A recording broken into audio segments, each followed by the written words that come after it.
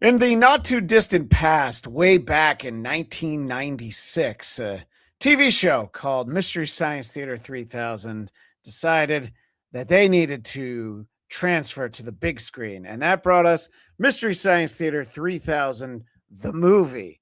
That's right. You see my physical media, my standard def DVD. Oh, and yes, it is signed by Michael J. Nelson and Kevin Murphy.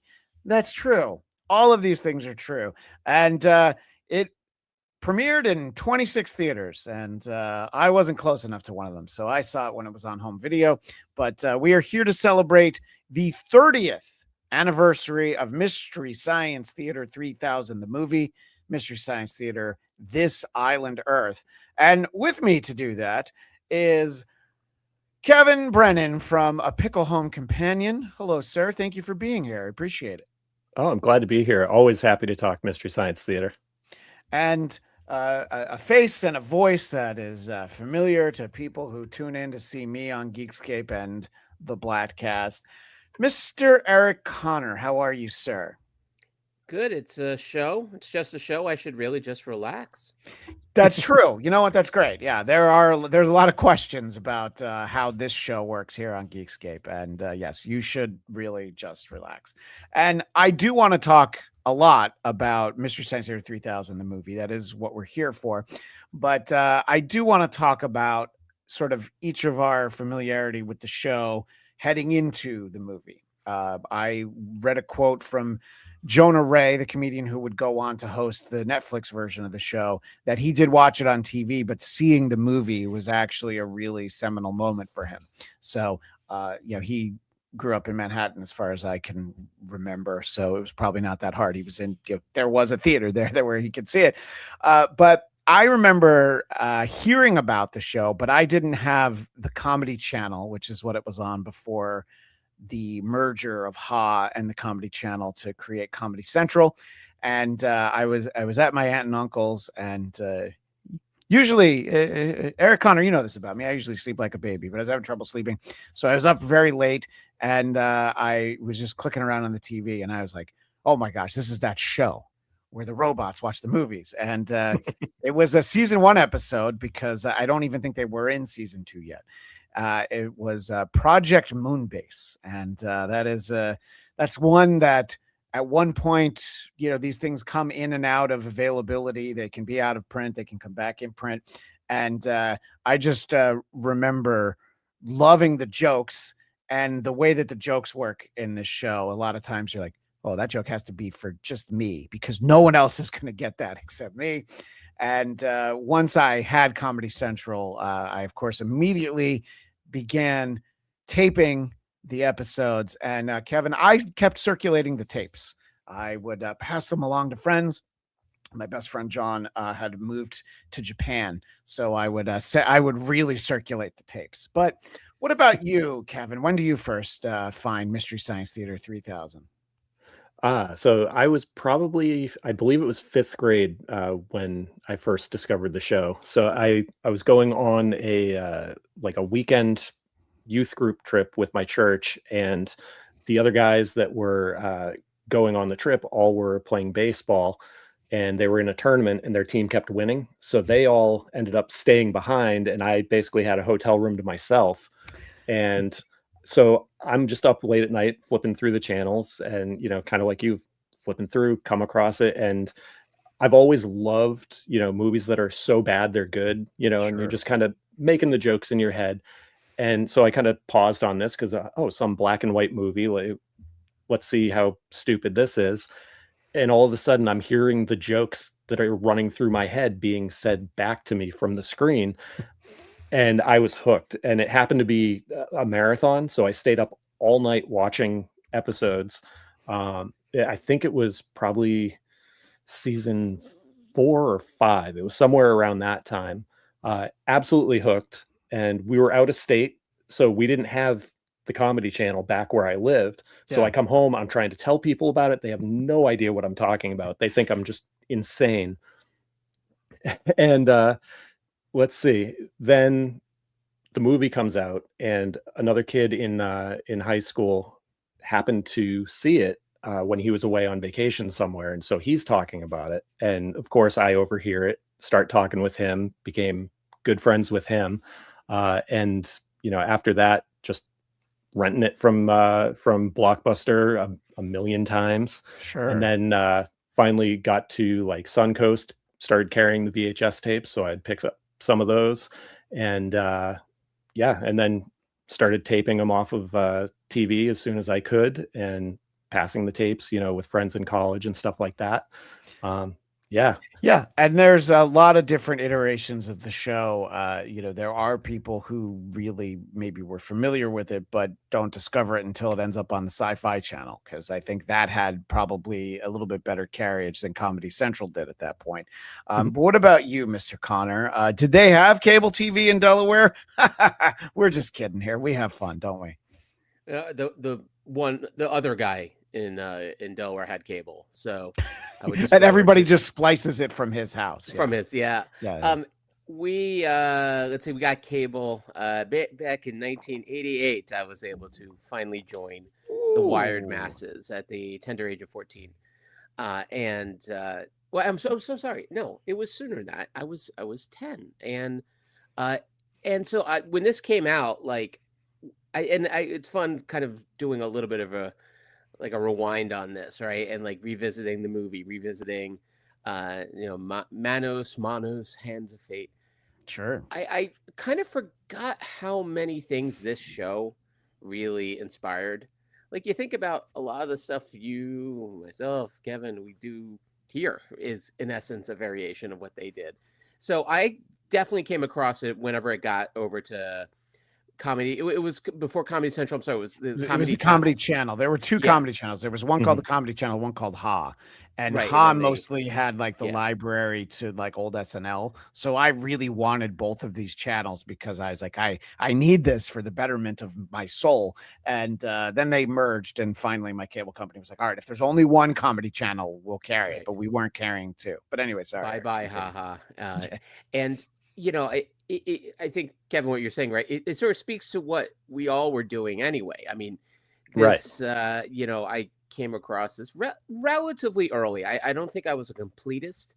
I definitely didn't watch every episode, but whenever it was on late Friday or Saturday night, I'm trying to go to bed, that I would just put that on. And growing up as I did, so I didn't have, like yourself, Christian, I didn't have cable when I was real young. So I remember watching like stuff on UHF, like in the Philadelphia market, there would be like Kung Fu Theater. There would be Western Theater. So like there was all these like really terrible old films that UHF would show. Of course, and so you kind of grow up, depending, where and when you're born, you grow up with a lot of really crappy films. And so in some ways it becomes like a weird comfort food. And so then to find a show that is mocking those movies in the ways we would was great. I mean, going to Blockbuster, or back in the day, we had a place called Video Frequency, and you never could get the movie you wanted to get. So you would get, if you can't be with the one you love the one you're with. We would rent really crappy films. Came across one called Polish Vampire in Burbank. We rented that thing. And again, this is in Delaware. Wait a minute, Eric, you and I have both lived in Burbank for years, and this is the first you're mentioning it. You didn't tell me there was a Polish vampire here. I should be on the lookout. I think lives on my side of Magnolia Park. Okay, that side of the tracks, I don't have to worry. The fancy Taco Bell adjacent part of Burbank is where he's at. I'm sorry, which Taco Bell? The one on Magnolia or the one on Magnolia? All right, that's enough. That's enough. And so I think these films, like, it spoke to something that was already kind of in our diet. Yeah. And something we already did. Like, we'd watch crappy films and make fun of them. And then all of a sudden you have these people doing it who are really good at it. Yeah. And I mean, especially when you watch the movie again, my God, like, it is dense. There is so many good jokes. I found myself rewinding moments while watching it again, because like they were so good at this. But yeah, this was exactly the right movie, the right time. Watched it, college, you would go late night. You had a few too many. It's a perfect watch. And then I did see the movie when it came out. I think it was in Philadelphia. I was still in Philadelphia then. So managed to be one of the lucky 7 people who saw this in the theater in its first run. I was in college, and believe it or not, it didn't get up to Poughkeepsie. That wasn't considered a major market. Obviously, when you talk about a show like this, people, it's very personal to them because there is a point where you're watching the show exactly like you said, Kevin, where no one has any idea what you're talking about, and it sounds crazy. It's like, oh yeah, there's a gumball head and a bowling pin. Robot, and they're like, this sounds like the worst show ever. And in some ways, you're not wrong, but it's also the best show ever. Friend of my podcast, the Blackcast, Raging Rhino Pod. I honestly don't remember the first episode I watched, but the one that got me hooked was War of the Colossal Beast with the Mr. B Natural short. Mr. B Natural was a very confusing character. Very. And they had a lot of fun with that. Ladastro, you're not wrong. It seems that some of the most successful YouTube channels are the same premise as MST3K. Yes, lots of watching clips from other podcasts and evaluating them. I might even do a show like that Tuesdays at 1 p.m. Eastern, 10 a.m. Pacific, called Who Are These Broadcasts or something. Who Are These Podcasts YouTube channel. Thank you, Ladastro, for me getting it in there. And by the way, in the chat, that is a badass Funko Pop. These were released, this crow that I'm holding up for our visual audience. This was to tie into the release of the Netflix show, but I've had that. And the t-shirt I'm wearing was a tie-in to when the movie was out. There was very little marketing, which we'll talk about. But there are a couple of t-shirts at Suncoast, actually, is where I got it, Kevin. And, now, did you also get the Tom Serve Crow Funko Pop? I don't have that one. Okay. So this one, it just lists these two, just Tom and Crow. I didn't know there was a Tom Serve Crow. There is, yeah. Oh, well, now I have to find that. You guys talk about it amongst yourselves. That's our white whale right now, I think, for the next month. Yeah, I have it in the other room, but oh my gosh, I didn't think to grab it. So, and I do love, by the way, that you have a framed one sheet for Mystery Science Theater 3000, the movie, and you have Tom Servo behind you. Yep. So yes, all of these things are definitely. I'm sorry, and I missed Gypsy. I didn't even see Gypsy there. Are those Waverly over there? And are those? There's a Cambot up there. There's a Cambot. So. Are those homemade by yourself, or are they purchased? They are homemade by myself. Yeah, so I built all of them except for Waverly, which I 3D printed and then assembled. But the others are all made from parts. And then I have a Crow. I have all the parts for Crow, but I've got most of it assembled, but I just haven't brought myself to cut the bowling pin because I'm so afraid that I'm going to mess up the cut and then have to go searching for another bowling pin. So you have to get the perfect bowling pin. Exactly. Yep. Yeah. So, the show, I think, interestingly, not long after this, the show gets canceled by Comedy Central, actually. It's like, this is on the upswing. Like, oh, we're going to make a movie out of it. And they do a short season. And then Comedy Central's like, yeah, we've had enough. And I remember once speaking to somebody who worked at Comedy Central, and the thinking is that they had a wall, because this was all like, 3.5-inch gigantic cassette tapes, video cassettes. It was like a whole wall of episodes of the show. Like, I think we have enough of that show, which is kind of the present day Netflix model of like, well, we did 3 seasons of something, and if people will watch that, and that'll be fine. And Ladastro is trying to make some trouble. Who is the best host, and why isn't it Patton Oswalt? Well, Patton Oswalt is one of the Mads, actually. So I wouldn't say that he is a host. Right. And I like things about all of them. I am. I think that as with anything, you always need to have a Kirk versus Picard level, line in the sand between first, Joel and Mike. The show was really the same once Mike took over, because once they're in the studio, Mike was a head writer of the show already, and we'll talk about how he used to show up on the show all the time. I think a lot of people have an affinity for Joel. I did like them both very much, and I think Jonah Ray did a good job, and Emily more recently. But I will probably always have a soft spot for Joel, but Joel didn't sign a DVD for me, so maybe I'll selfishly have to say for Kevin. Do you, Kevin? By that I mean Kevin Murphy, not Kevin Brennan. Do you have? I can sign it for you, but it's actually a great idea. I'll have you sign the back. Yes. Sure. Do you have a preference for host? I don't. And this kind of on our podcast, anytime this comes up of, like, oh, rank your top whatever, Yeah. I have the hardest time, like, what's your top 5 movies, top 5 albums or whatever. I have the hardest time ranking them.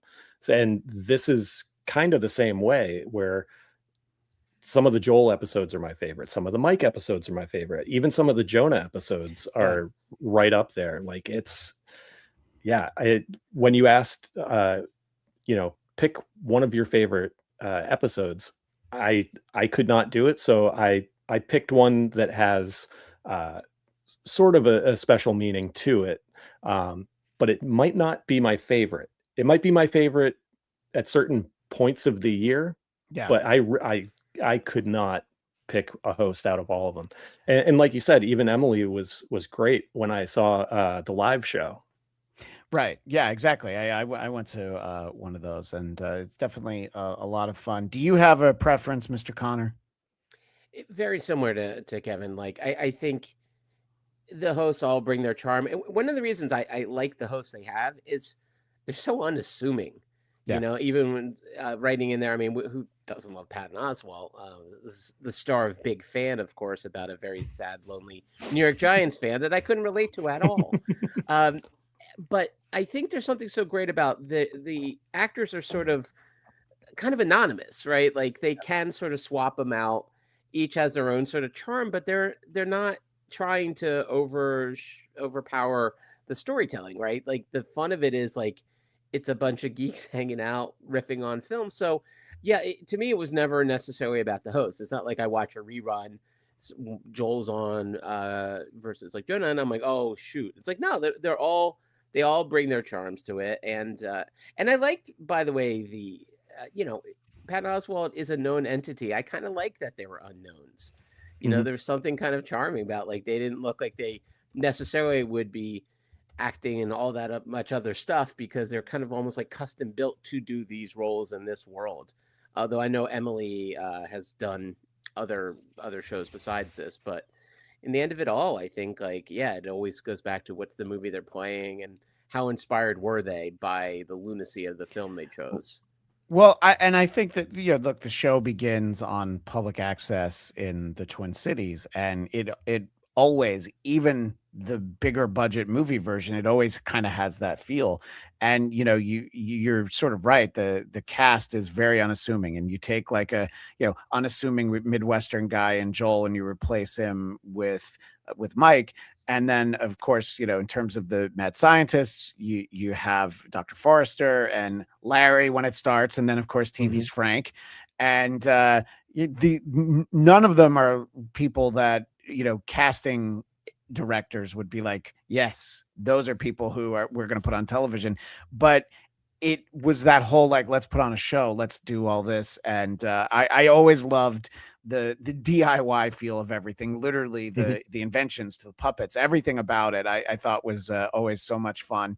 And the people on the show, you're hesitant to call them stars, but the stars of the show, really, you just feel like, oh yeah, this is totally like a guy I could have sat next to in like a philosophy class, but and then Raging Rhino wants to join it. I'm okay with whoever you like, but Mike is hands down my favorite. I saw Emily in the live show and she was hilarious. Yeah, and and again, to Kevin's point, I mean, there are some amazing Mike Comedy Central episodes, sci-fi episodes, Final Sacrifice, Hamlet, those just off the top of my head. So yeah, and I think ultimately an episode really does sink or swim based on the movie itself, which is why when we talk about our personal picks, my choice is the movie, and then also the host segments are like also great in that episode, and that goes a long way. So I had not watched Mystery Science Theater 3000, the movie, in a little while. I've had the standard def DVD since it came out, but I've never upgraded to the Blu-ray, which I understand has the deleted scenes. And there was a new version of the theme song, which is in the trailer, but not actually featured in the movie itself, because for the first time ever, they had to answer to the suits. And the running time of this is one of those indications that, like, listen, you want a movie to come in under 90 minutes, okay, but it is a 76-minute movie, 74-minute movie. I just looked on the back of the Blu-ray, and that is shorter than an episode of the television show. Yeah. And it's very surprising, because in my mind I remembered that it was short. I'm like, oh, it's that short. Like, I think the TV show, just because I'll watch them on YouTube for comfort and it's fun, they're like 138, I think. So it's considerably longer. And I think that this isn't the best episode of the show. This isn't the best movie that they found, but it is fun to kind of watch these segments shot on film, where they, the satellite of love, when Mike crashes it into the Hubble telescope, RIP. I mean, it's just like, yes, they are very low budget effects, but they're so much bigger than the show, and it's crazy to think about. I think they spent $2 million on it. And I guess that shows. But, very fun to see it again, because I hadn't watched it in so long. And there's nothing like a standard def DVD that is the widescreen edition. So it's like literally in the middle of my current present day screen, but it was great to actually see the entire frame. What do you think as you think back on the movie, Kevin? Man, I've watched it so many times, like I was saying earlier, just renting it over and over and over, because I mean, back in the day you couldn't just go out and buy every movie that was out. So I went to the Blockbuster and was like, hey, is there any way you guys can buy another copy of this, and I'll pay for it? And they gave me some quote on it that like it would have cost something insane, like $300 and something. Oh my gosh. And I was like, I'm just a kid, I'm like, well, yeah, that's a little out of my price range. So I was like, I guess I'll just keep renting it. So yeah, that's funny, because I remember that the whole idea of home video was that it was not priced to own; it was priced to rent. So like, if you wanted Empire Strikes Back, it was like $90 in the early 80s. And then, Batman, the Tim Burton Batman comes out, and it's like, what about 1995? And you're like, say what now? Oh yeah, I could do that. So the idea of home video was, I don't know, I guess something that they were trying to keep away from. But there's definitely all the spirit and the fun of the show is intact in here. It does seem like it was a bit of a chore interacting with the studio and trying, I guess, initially to get a film made. Ultimately contributes to Joel walking away from the project entirely, because there were disagreements, and it's all fairly well documented who had problems with each other. And, you just have to notice who's not involved in the various reboots. And we'll talk about some of that. It's a bit of a bummer that the idea of like, oh yeah, let's turn this into a movie wasn't as simple.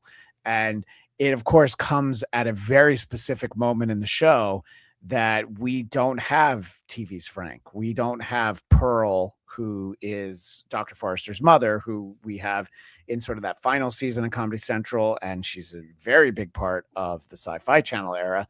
So it's a really bare bones cast. It's Mike, who was still new at this point. He'd been on for, I don't know, a season and a half, I think, but it's still, but to watch it in hindsight, there's a couple of jokes that were very current in 1996 that you're like, oh, that's still pretty funny.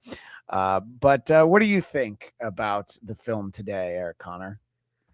It aged beautifully. It was like so fun to like sit back and watch it late at night. I feel like in some ways Mystery Science Theater should never be watched during the light of day. It should always be at night. It should always be late. I didn't want to wake up anyone else in the house. I'm like watching this at like midnight with my headphones in, just watching off my iPad. And that felt right. Even though it was a movie version of a TV show of looking at old movies, there's something to be said about like watching it on my cracked iPad screen. And I'm just amazed this movie got greenlit. I know, I mean, the budget for it, I mean, it was kind of a crazy budget for an episode of this show, but even that idea of they thought, oh yeah, there's going to be an audience in 1996 to go see a movie in the theater making fun of an old movie. It was like a real weird leap of faith they had in the material. But you could really see it. You know, you're bringing up like how it was a little more cinematic, like the Yeah. Hubble telescope just plummeting was a great bit, and you I saw it coming a love that. mile away. It didn't matter. Yep. You know, it's very much a Wile E. Coyote holding up the help and then falling, And then to his falling death, right you know? down. Yeah. That's And there's like so much in this that I mean, you could see, and Krish, I think even when you like reached out to us, you're kind of like, it might not be the best movie they've shown, might not be the best of them, in some ways the most definitive, and Yeah. it speaks to all the strengths of this show. And there's some And there's moments so in many jokes that like tons. from this movie that like I'll still reference, you Yeah. know, and it's, you know, They- but Sorry, go I ahead. find, you know, the show for me anyway, it's always best watching it with other people. Yeah. And then you just kind of form these like inside jokes with your friends that you're watching it with. You know, and you'll be just out somewhere and someone will, you know, like make some comment and, you know, someone will say some related riff from, you know, an episode that you saw and like you're both dying laughing and everyone else is like, what is wrong with you people? Yeah, there were definitely jokes that I forgot that this is where they were, some of the riffs. And yes, Raging Rhino, you latched onto exactly what I was thinking of. Then current Yes. joke, the airplane that's flying and it says, "Look out, President Clinton," and it's Ted Kennedy in a Barney suit. But Raging Rhino also said, "I got lucky that the movie theater closest to me showed the movie for 1 week and I got to watch it with a packed theater." I can Oh, wow. imagine how fun that would be watching it with, you know, a full crowd. And, you know, I've been to a couple of the live shows and that Mhm. is so much fun. And that is how the film got greenlit, was because they went to a live show that they did for the first convention with the really long name that they did. And I think they might have actually watched this movie because they were trying to get a deal with Universal and Universal owned this movie.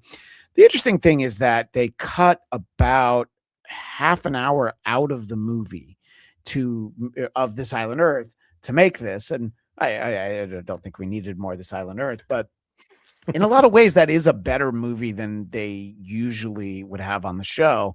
However, I think Kevin Murphy was the one I was reading explain it, that it's like the movie was considered good at the time, but they're all so earnest about the message and you know, war is really bad. And yeah, we agree. But that idea of just how earnest it was and how seriously they took it was why they felt like they really wanted to do it, you know. And of course, the best part of this, and you know, if you're going to do it, you do it sparingly, because this was in a theater. They were not subject to television censors, so there's 2 swears in it. And the one that I should have remembered that this is from this movie, but Servo says "whoopty shit," and I Yes. just remember how hard I laughed when I heard that, because we had never heard him swear before. And there's another one a little bit later in the movie, but it's like, oh yeah, this is so great, this is so much fun. And I'm trying to remember if there was swearing in the Netflix series. I don't remember it, but I also, you know, they made it so I could marathon those, which was a mistake, Kevin, because I did. I mean, not the night that they came out, but I watched them very quickly. So I but the idea that you could do that was definitely a lot of fun. And you know, some of the bigger budget host segment with Mike and the bots, you know, was definitely fun to see. And you know, like so the 2001 riff, you know, is kind of fun. And then you think it's going to be all futuristic looking, and then you realize like, no, it's still really crappy looking. It just in close up, it looked kind of good when he's doing the run, and then you realize, no, it's like the world's cheapest looking hamster wheel. And one thing you brought up before about the swearing, because I remember when the first time we heard them swear, like, and my theater in Philadelphia was not packed. It was me and my buddy Justin O, and then a handful of other people. But we all were happy to be there. We were fine. We didn't need that. It sounds like the turnout was comparable to when I went to a theater to see Stuart Saves His Family. True story. You wanted to be alone. Yeah, I needed a good nap. But so it was just you and your friend there in the theater in Philly? A few others. I'm sure one or two local winos might have been in the audience. But in the end of it all, like that moment of swearing, if you guys remember when the Beavis and Butthead movie came out, and that was after they got in trouble because there was an incident involving a kid setting his like trailer on fire. Yeah. So they took all the fire references out of Beavis and Butthead.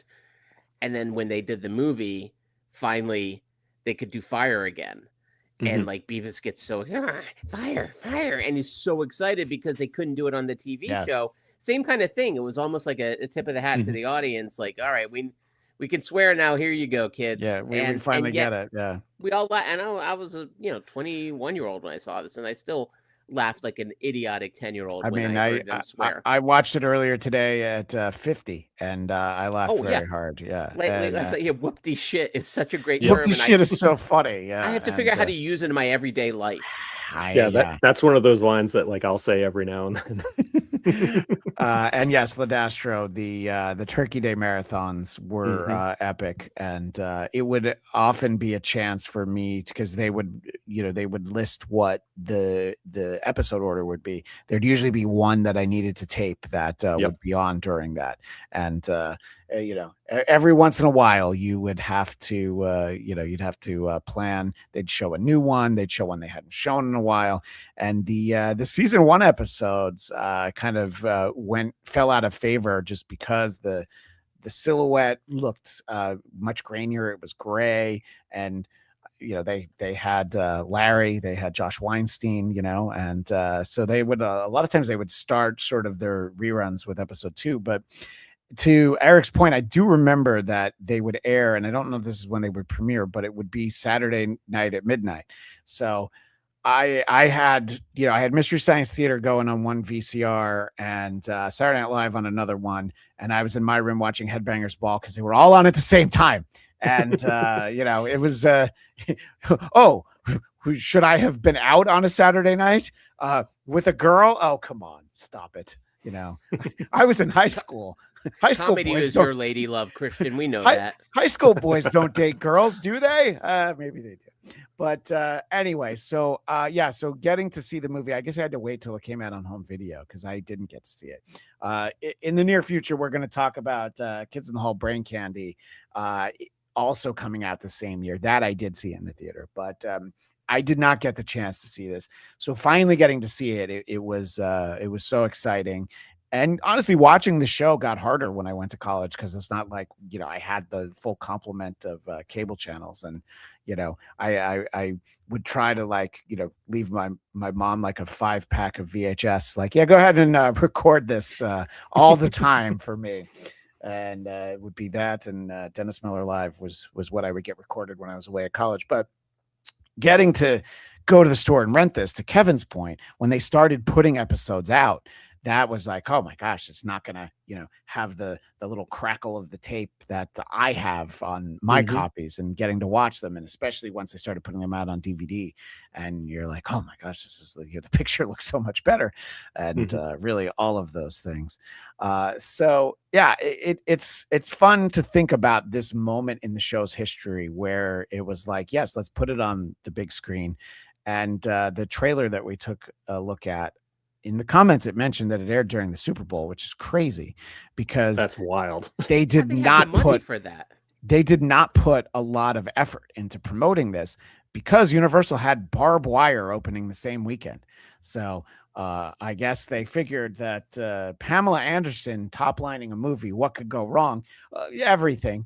But I do also understand that this is such a hard sell, Yeah. And I think that that time has probably been much kinder to Mystery Science Theater 3000, the movie, than to Barbed Wire. Although I know, Eric, you have the barbed wire tattoo around your arm. but it's actually what the kids would call a tramp stamp. Yeah. And I broke all sorts of Jewish laws to get it. Worth it, but no worth regrets. it. And by the way, Kevin was talking about this before. The Funko figurine, the Tom Serve Crow repaint exclusive pop, only for $90, $89.49. So I think I missed the boat on this one. Only for what I would have paid to buy Empire Strikes Back in 1985. Yes, $90 was definitely a lot. I do remember seeing this now, but I think always in sort of the like hard plastic case around a pop vinyl for resale only, this so only aftermarket. But Kevin, I think you put a target on yourself by flexing that you own it. Now people are they're gonna find you. Right. They're gonna dox you, and just be warned. I'm happy with my regular Crow. Do you guys have any more thoughts about the movie before we cycle through our favorite individual episodes of the film? I'm sorry, of the series. And I just want to say the one part where Crow's trying to tunnel out of the satellite of love makes me laugh every time, and also leads into another thing that like I'll still reference, the whole like I took a look at the odds that I was doing something stupid and then I went and did it anyway. yeah I do. That's true. I saw that and I forgot that that's what he was up to as I was rewatching it because it had been a minute. That was actually fun. There it is. Breach hole will all die. Even had it underlined. And I love all the iterations of Crow, but the Trace Boulot voice of Crow is of course always going to be the one I think of first. So this Crow is of course my favorite. By the way, the one pun joins in. I didn't know we were boasting about collectibles. I should have that Millhouse drop of no one told me there would be boasting. By the way, MST3K the movie has been featured in prime time on TCM. Like Joel once said, the right people will get it. And yeah, I think that I do know people that like hate that robot show where they watch movies. I get it. I remember people talking about it. It is not for everybody, but I would judge them and probably move away from them and not talk to them anymore. That might be why I moved across the country. They're all failures, every one of them. Don't worry about it. Just means more for us, right? Is that how that works? Yeah, that is exactly how that works. Right. Yeah, exactly. One thing I was the professor, seeing him and his spoiler alert, his fiery demise that seemed he seemed like he could have gotten around it if he really, if he brought the professor's brain over to this movie, he would have realized maybe I shouldn't keep driving this car. Because it seems like and I know he was trying to take attention away from those two people, but still his death and then I regret nothing. And it also proves that a little too much blame goes on Gilligan for that show for why they never got off the island. But there's also the great joke about his casket was made out of coconuts, I think is what they said. So I by the way forgot the professor was in this Island Earth. So it was all these fun little reminders diving into the movie. So I had my son sit down and watch it with me yesterday, and we get to the end. He had watched it with me before, and it ends, and he just looks at me and goes, "I forgot nothing really happens in this movie." It's like crazy. This Island Earth. When he breaks out of the tube to save her, when he didn't need to at all. The scrotum monster was attacking her. Like that was amazing. It's like he did nothing to change the fate of her whatsoever. Didn't look brave, and even I think they had a joke like, "Thank God I'm here," after they already died.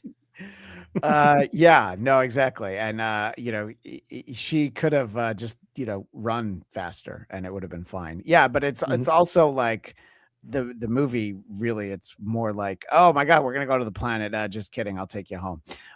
So yeah, it is kind of it's a great observation that nothing really happens. How old is your son, Kevin?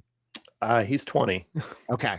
Yeah, my son is 10, and I don't know that I think he would like some of the host segments, but I don't know if sitting down and watching the movie is really for him. And in the chat, we have Jason Davis who says, the movie was my gateway to the show. The line, put more sciencey things around, gets me every time. Yes. Yeah, there's so many great lines. So as we move along to talking about favorites for the TV show, I will turn it over to Raging Rhino in the chat, whose favorite Joel episode is the attack of the eye creatures, which, yes, is actually Yes, how that it's is listed correct. on the screen. It's attack of the eye creatures, which... Oh, that's not the first one. The first one's a crawling eye. That's right. That's episode. That's experiment 101 for the nerds. Not K01.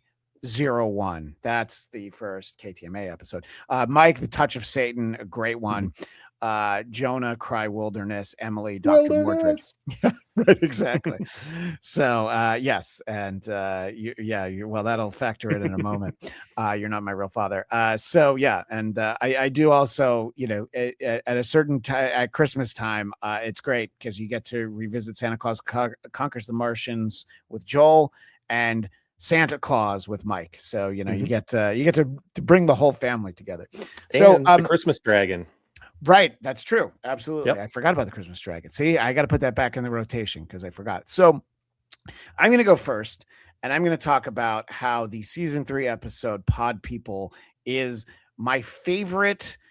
It is one of the most rewatchable, and a lot to do with that is sort of, as I was saying earlier, the movie that they watch. It's like 4 different movies that kind of converge for a little bit, and then they go back over, and none of them are good, and there's so many iconic things from the movie itself. And it was, to me, the season 3 is kind of the golden era, because that's when I was watching it, every week I would get a new episode. And I've pulled only one clip of some riffing that was reminded how many times they went through this in just the episode of Pod People. Dad? Mommy? Mr. Drysdale? Mr. Eddie's father? Don't play games with me, please. Mr. Douglas? Mr. Haney? Lisa? Chief? McLeod? The number of times they went to McLeod. And I will still think of that when I hear characters being called out. Watching Wizard of Oz with my family within the last year, I always think of Crow. Rah, how about a little fire, Scarecrow? Rah! I always think of that. I don't actually think of the movie itself. And so the movie within it, Pod People, the sort of the basically a knockoff of ET, but there's the band and they're terrible, and everyone in that band is incredibly unlikable. I think it's fair to say even Eric's dogs don't much care for it. I mean, and you get iconic moments like the guy in the t-shirt that says "I'm a virgin," and these are all things that are burned into your memory as you watch the show. And the best thing about the host segments was then that they would of course have Frank in a shirt that says "I'm a virgin," and sort of recreating all of it. But the terrible song that they do, hear the engines roar, or whatever it's called, it of course just ends in the moment of what do you think? And it stinks. Yeah, and it's like obviously John Lovitz as Jay Sherman saying it stinks is iconic, but also TV's Frank and Dr. Forrester saying it stinks. So for me, Pod People, it just checked every box, and I rewatched it earlier today. I'll do an occasional rewatch on that, and again, it had been a minute, and it was really fun to go through and see that one. But do you have any thoughts before we talk about your choice, Kevin, about Pod People? Oh, I have lots of thoughts on Pod People. Many. Many. That was one of the ones that was a contender for my pick, and I was kind of thinking somebody else would pick it. So yeah. I'm glad I didn't. My very, very first band that I was ever in was just this crappy punk band, and we called ourselves Winged Potato because of this episode. And, all of us in the band were huge fans of Mystery Science Theater. And like, we would just, after we would practice, we would just throw on an episode or whatever. This was probably the most played the entire time. So hence we picked that as the name. It's also one thing that I love that they do in episodes is where they'll go to a host segment and they'll recreate a scene from the movie. So that whole, like doing the song and, the It Stinks. I love when they do that because it just kind of reiterates like how dumb the scene was. Yeah, and the Clowns in the Sky is the name of the album that they would put out at a little bit later. So it's like, oh yeah, that's in this too. This is everything. Everything just works perfectly.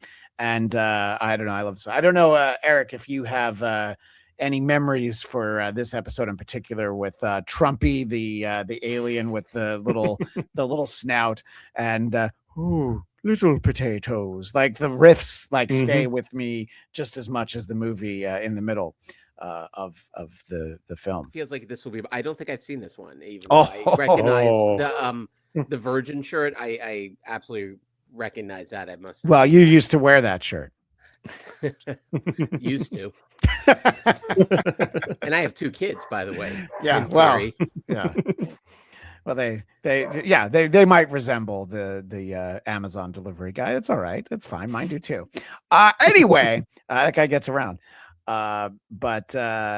So yeah, it's a fun one, and the beauty of the show is that except for Godzilla and Mothra episode, they're very easily found. Like Pod People is one that you can find pretty easily. So Kevin, I want to let you talk about I Accused My Parents. Yes. Which does have one of my favorite host segments, which includes this drawing from Gypsy where Richard Basehart is looking over all of them. The running gag of how much Gypsy loved Richard Basehart is one of my fondest, weird, just crazy things about the show. Yeah, so I Accused My Parents is the one I picked for this. The tradition that I have every year on my birthday, and if you've seen this episode, you'll understand why. Every year on my birthday, I have to watch that episode. It's just this running joke, about how it's the main character Jimmy's birthday, and he won an essay contest, and his horrible dad is basically just like, oh great, here's $5, go buy yourself $5. I love that. Yeah. But it's the premise of the movie is basically this kid has a bunch of lousy parents and he turns to crime to earn money to impress a girl, but the guy he's working for is actually her boyfriend who's part of the mob or something, and it's absolutely ridiculous. It's got so many jokes that still make me laugh every time. And again, it's my birthday, I won the essay contest, like over and over.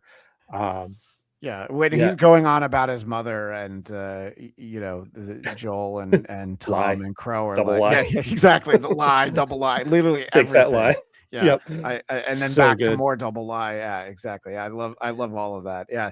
It's it is interesting because obviously the show is designed to watch monster movies and sci-fi movies that aren't very good, but it was great when they would sort of veer off to just clearly forgotten movies that one. And definitely when we get to Eric's pick, which is one of the most infamous films, and the of course we have the Tom Servo, real live boy. Yes, the nude paint on Tom Servo. Yeah, which the jokes in that part where Tom's going on and on about the things he wants to do now that he's a real live boy, and Crow's just like, you don't have any legs, your arms don't work. Yeah, just so good. Yeah, that's a great one. I love the idea that you watch it on your birthday, which of course is definitely appropriate.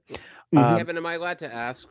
You could lie a little bit, but Sure. when is your birthday? Because I feel like I want to now kind of Watch it on his birthday? Yes. It was actually let's see, what's today? Today is 420, y'all. 420. So Smoke it him if would you have got been him. like a week or two ago. Oh, Okay. All right. Well, I'm gonna wait till 2027, I guess. Yeah. There you go. And then next year he'll watch Yep.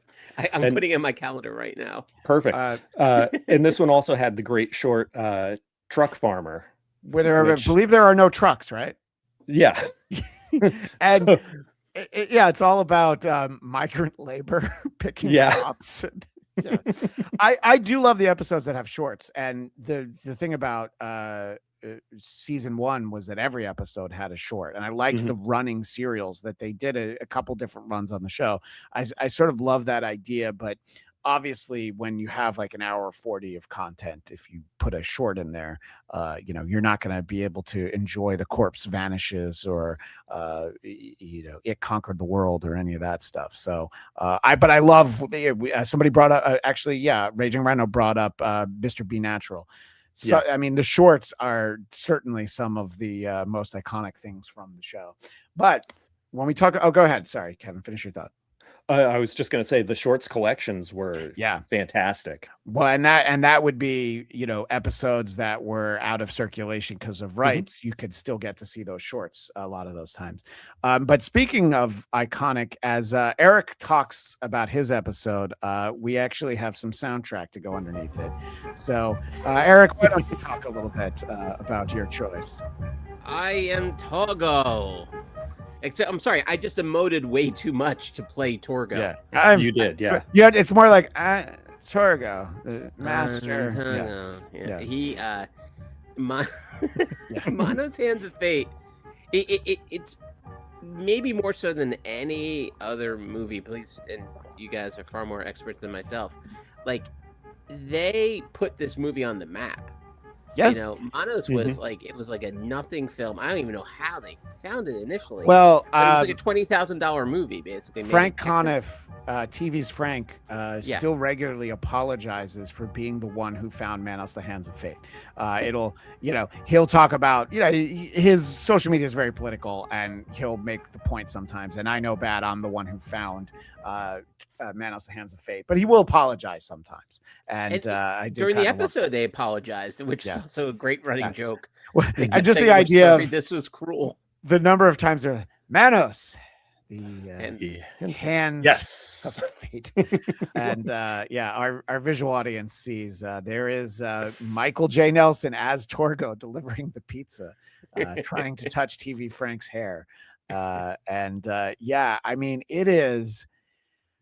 I mean, you read the story about it, about the making of Manos, and the fact that I don't know, maybe a few dozen people had seen it before they found it for this show, but it is kind of the perfect thing, I would say, for this series. But it lingers with you, Eric. So talk a little bit more about Manos, the Hands of Fate. Well, I think this, again, you're talking about checking off boxes and things I loved about the show. Yeah, the idea that this movie somehow exists in the universe, somehow they found it, and then they gave it to us. I had a copy of Manos: Hands of Fate on like a bootleg DVD, it looked like, but then I realized, no, I think that was just how they produced it. Like it was absolutely the junkiest quality of everything, and yet I do think that DVD I might have donated to a worthy cause. So somewhere there might be a Goodwill somewhere in the valley still carrying my copy. You were trying to punish someone? Yeah. Well, it's like The Ring. If I gave it to someone else, maybe I'll survive. There you go. Yeah. Allow them to be tortured. This one, first of all, it has a great short. You're bringing up the shorts before. Hired Part 2. Yes. I don't know how many of them they did 2-parters on, but Hired has there's a few of them. Yeah. But Hired Part 2, I think it's easy to forget that it is indeed a part of this. Yes. It's an epic one. And one thing I considered when you were talking to us about doing this episode, I don't know if you went to the same one as I did, Christian, the live one, when they did Making Contact, which Roland Emmerich directed. It was like a very crappy Spielberg ripoff. No, are you talking about they did an MST3K or was that Rift Yeah. Tracks? No, Okay. MSTK, live show in Okay. 2000. I went to a couple. I don't think that was one that I went to. I forget Well- the films for the ones that I saw. Yeah. I think Ega was one of the ones I saw. Oh yeah, that's right. And then I can't remember what the other one I saw. Yeah. Well, in But this one, go ahead, it Eric, was yeah. it was still COVID-y times, Yeah. so we all had to wear masks. And one of the great jokes they had, sorry, as my dog's barking, they had Jonah do a cameo, and he came out and he looked at all of us with our masks, and he's like, "Wait, what happened to everyone?" That's right. And it was such a great joke, and a joke that's you could funny. only tell in that moment. You know, like about half a year later, we returned to the theaters unmasked. And it was so great watching it live. So, but I went with this because I think it is just one of those that, I was kind of curious to revisit it because I've seen it in other forms, but seeing what Mystery Science Theater did with this to me was like, I mean, this was a beautiful canvas for them. There is so much driving around. Like the first 15 minutes or so are just them driving. So And much then driving. Yeah. And they have that in the background when they go back to the ship. It's Yeah. like you still see that background of just driving. And I feel like there's something kind of beautiful about they were almost like lost. Like they kept saying Manos like repeatedly because literally nothing is happening in this film. And then the actors show up and suddenly you're like, oh, let's go back to driving. Driving is much better acted than the car was a much better actor. Yeah. And I do remember the first time you're watching this, you're like, what is this movie? And I referenced Rift Tracks, which is Mike, Kevin, and Bill Corbett, who was the Sci-Fi Channel Crow, and they'll be doing the Rift Tracks experiments in the near future, new episodes of MST3K. They did a live show where they re-riffed Manos the Hands of Fate, and so it was all new jokes and everything. So that was you can usually find those at Rift Tracks website, but it was fun to watch a bunch of the same people kind of go back in on that movie. But yeah, it really is something. I mean, it's it was the room before the room. I mean, it's. And do you want to say it's more watchable than The Room? I'll let other people say that. Raging Rhino does point out that Mike Nelson as Torgo is one of the best running gags throughout the series, because it's true.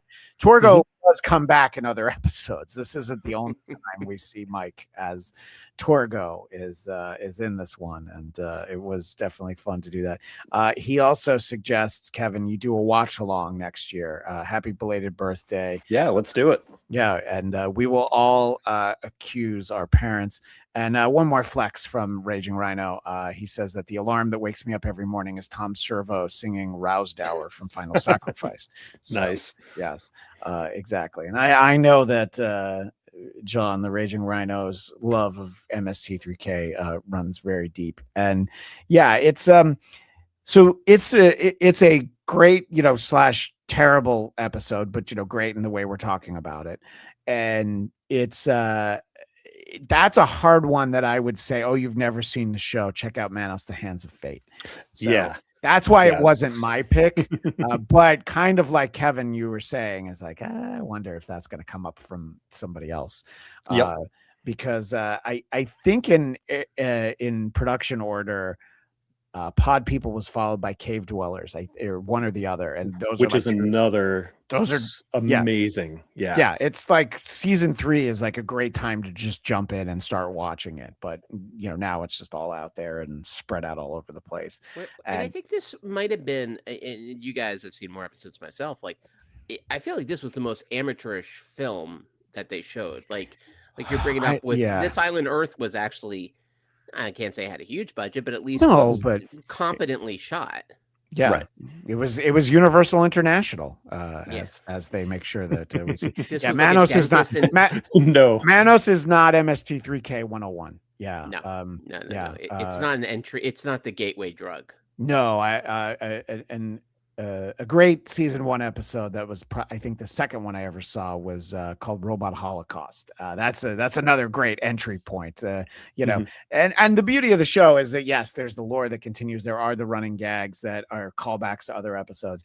You can really watch this show in a vacuum, you know, except of course for the fact that the hosts change and the mads change and all of that. But you know, it's not like it's hard to figure it out. And then also, of course, you know, it's just a show, so you should really just relax. And John also said, I heard a rumor that they either didn't have time to put the credits in over the driving scenes or just forgot. But yeah, so in any case, so I mean, there's so many great episodes of the show, and it's great to revisit it. And you know, the newer iterations of the show have been fun to watch, and I've enjoyed what Riff Tracks has been up to. And again, Raging Rhino mentions there's a Riff Tracks version of Santa Claus, which is the full movie instead of the edited one. Yeah, which those, you know, you can watch them as streaming movies, and then they do the Fathom events, theater events. Those are always a lot of fun to go to and check out. So yeah, I'm excited for, you know, what is the future of the show, because there are so many times where we're like, oh yeah, well, I guess the show is over now, and then we got the Netflix episodes, and then they did the Gizmoplex episodes, and now there's the Riff Tracks experiments. And you know, I think the fact that like riffing on bad movies is never going to die. I mean, think of some of the movies that we got from Riff Tracks. Like, I had never seen Birdemic before Riff Tracks did it, you know? So that's a perfect example of these guys are still at it this many years later. And I am excited for the idea that we will get more, you know? So it's great to think about. And you said there's definitely a good reaction from people in the chat as we talk about such a beloved show where I only have this crow, not the cool Tom Serve crow that Kevin has. But I enjoyed really revisiting this film, the film version, and rewatching these episodes that we all chose. It was really a lot of fun. You know, when I have excuses like, yeah, I gotta watch like 4.5 hours of Mystery Science Theater. I'm sorry, I'm busy right now. It's work. you know what I'm saying? Right. It's just work. Yeah, exactly. But on that note, I want to make sure that we give everyone a chance to talk about what they have going on. And Kevin, I know you're new to the Geekscape family, but you've been a content creator, as they say, for a while. And you know, we'll all talk over the love theme from MST3K. Oh, perfect. So I have a podcast called A Pickle and Companion. It's a conversational podcast. We have guests on, but we don't typically do interviews. It's more just hanging out. Think you're hanging out at a bar or a coffee shop or a backyard barbecue, just kind of talking and telling stories. It's a lot of fun. We go in with no plan. So we could have, you know, some guy from a band on and not talk about the band at all. We could talk about, you know, lawn care with, you know, a guy who plays with like Max McNown and has been in like the Dingies and the Supertones. We could have a guy who's an industrial musician come on, and we talk about circus life because he was working for the circus for a while. Wow. It's a lot of fun. We joke around quite a bit, so you don't necessarily have to enjoy the bands that we have on to get a kick out of it. But yeah, definitely feel free to check that out. Yeah, Pickle Home Companion, which of course is a great name. I love that. And yeah, part of the Geekscape family now. And we're glad to have you here. And, you know, I suspect there can be more Mystery Science Theater 3000 talk in the future, especially when we start to get the new experiments. Talking about shows that are conversational and kind of more of a hang, even though we plan. Eric, I think we do a show together, don't we? There are rumors that we do, and the rumors are in fact true. Us and a Pickle Home Companion alumni, Katie Hampton, are part of the Geekscape world, where we are talking about Daredevil Born Again Season 2.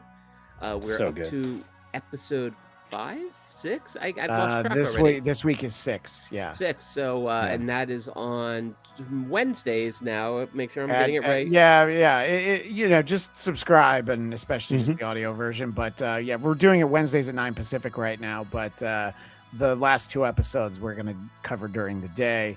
And Kevin, you're keeping up on Daredevil Born Again? Oh, absolutely. Yeah. So that means you've been drafted into showing up and talking to us about it at some point before too long. Excellent. But yeah, so we do that. We have a lot of fun over there. And I know you're part of a new show here on Geekscape, Eric. Oh, yes. The Boys. We're talking about The Boys. That is on Thursdays.